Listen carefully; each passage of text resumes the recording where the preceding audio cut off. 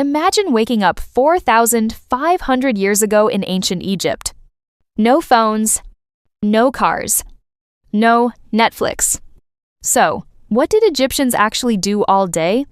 And no, they weren't spending every morning building pyramids. The truth is much more interesting. For most Egyptians, the day started early. The Nile River controlled almost everything. Farmers would head to their fields to grow wheat, barley, vegetables, and flax. They had to plant, harvest, irrigate, and maintain the land. And when the Nile flooded, farming could change dramatically. But farmers weren't the only people working. There were potters, weavers, carpenters, fishermen, bakers, stoneworkers, scribes, merchants, and soldiers. Ancient Egypt had an entire economy running every single day. And here's something surprising. Most Egyptians were not spending their lives building pyramids. The Great Pyramid was built during a specific period, and huge construction projects required organized teams of workers. Many workers were farmers who could work on state projects when agricultural work was limited. They needed food, housing, tools, transportation, and someone to organize the whole operation. So building a pyramid wasn't just about stacking giant stones. It was basically a massive ancient construction industry.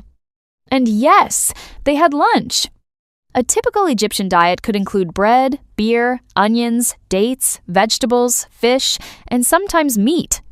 Bread and beer were especially important staples. Beer wasn't necessarily treated like the modern party drink we think of today. It could be a regular source of calories and hydration. And wealthy Egyptians? They had access to a much wider variety of foods. But ancient Egyptians didn't work every second of the day. They also had entertainment. People could play board games, listen to music, dance, tell stories, hunt, fish, and socialize. One popular game was Senet, a board game that became strongly associated with the afterlife. And children? They played too. Toys and games have been discovered from ancient Egyptian sites, including dolls, balls, and animal-shaped objects. So their world wasn't just temples, tombs, and pyramids. There was actually a lot of ordinary life happening between them. And that's probably the biggest surprise. When we picture ancient Egypt, we imagine pharaohs, pyramids, and mummies.